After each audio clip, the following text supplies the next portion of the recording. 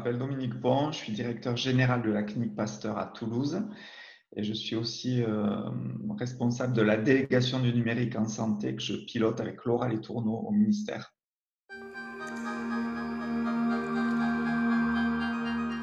Je vais mieux, qu'il y a 6 semaines quand je suis revenu à plein temps dans ma clinique pour gérer la crise.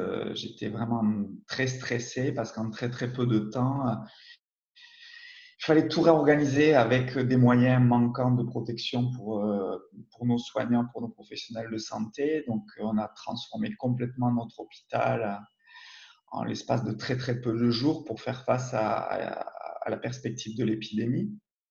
Et puis, avec cette espèce de stress qu'a un directeur de clinique, de prendre les bonnes décisions pour protéger ses professionnels, les soignants, les médecins et l'ensemble des professionnels de santé. Donc ça, c'était mon état d'esprit voilà, il y a 6 semaines, donc inquiet, très dans l'action, quoi.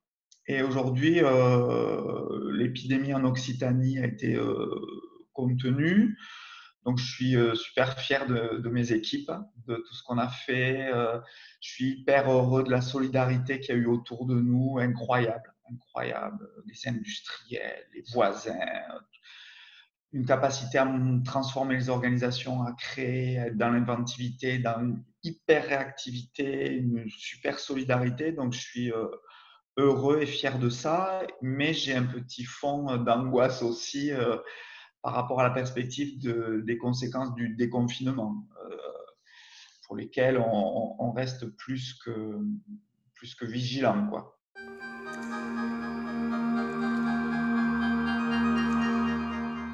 Mon obsession, ça a été comment on peut faire pour continuer à soigner en protégeant les salariés, les médecins de la clinique. Donc, ça veut dire, imaginer tout dispositif, toute organisation en très très peu de temps pour protéger. Par exemple, on a coupé la clinique en deux équipes, une équipe qui est à la maison, une équipe qui est sur place pour qu'elles se croisent jamais à tous les postes clés dans toutes nos équipes.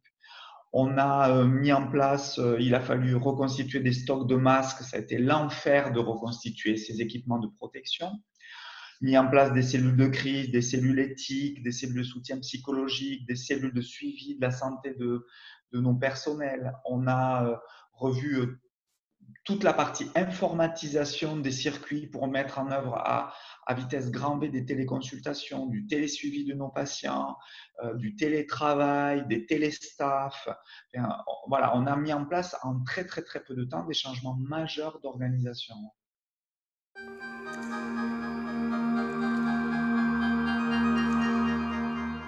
Au sein de ma clinique, une fois la crise terminée, ça sera de leur dire à tous les professionnels de ma clinique que je les aime trop, quoi. Voilà.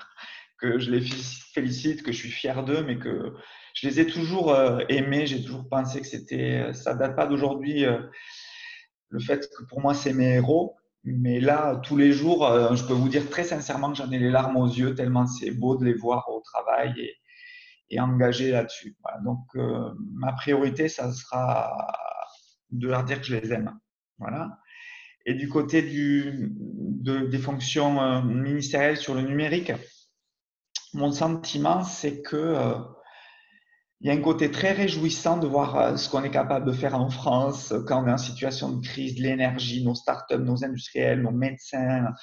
On a déployé à grande vitesse des trucs qu'il aurait fallu mettre des années à déployer en téléconsultation, en télésuivi, dans les parcours, etc. Mais j'ai une énorme frustration de me dire que comme on a mis des années et qu'on n'a pas construit de façon solide les fondations du numérique en santé, ce pourquoi je milite avec Laura, voilà, depuis le départ, voilà, cette vision où l'État doit assumer le fait de construire des fondations sur lesquelles tout l'écosystème public, privé, les startups, les professionnels de santé, les industriels construisent, mais pour pas travailler en silo. Le fait qu'on n'ait pas à date, à aujourd'hui, ces fondations solides font que ces initiatives aussi réjouissantes qu'elles soient en termes d'énergie et d'engagement, elles ne donnent pas la pleine mesure de ce qu'on pourrait être capable de faire si si on avait eu la sagesse de construire ensemble des fondations solides et portées par l'État. On n'a toujours pas d'identifiant national de santé, c'est l'enfer de recoller un parcours de soins en situation de crise. On n'a toujours pas un espace numérique de santé pour chaque citoyen français, ce qui fait qu'il y a ça fourmille d'outils, mais on n'a pas un canal direct professionnel hôpital-patient, on n'a pas un canal direct euh, enquêteur sanitaire ou tutelle vis-à-vis du citoyen français. On construit plein de trucs, mais si on avait construit en amont ces fondations, en fait, on aurait une démultiplication, mais fantastique, des possibilités d'usage du numérique en situation de crise.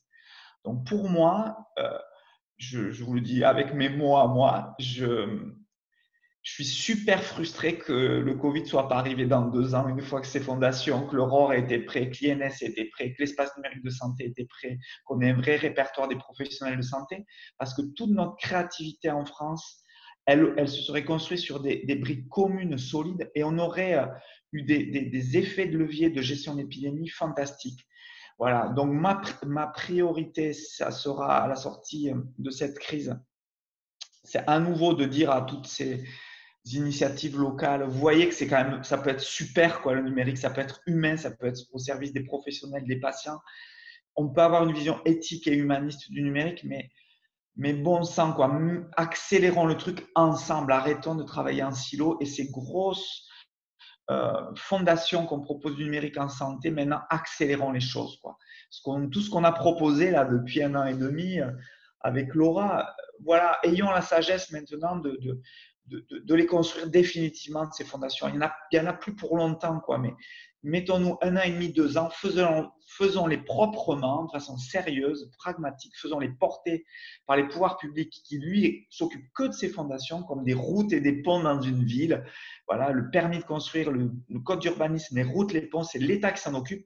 Et vous, start-up, vous, professionnels, vous, établissements, vous, innovateurs, construisez là-dessus. Et après, on aura un super pays quoi, en matière de numérique en santé. Voilà le fond de ma pensée, de mon ressenti aujourd'hui.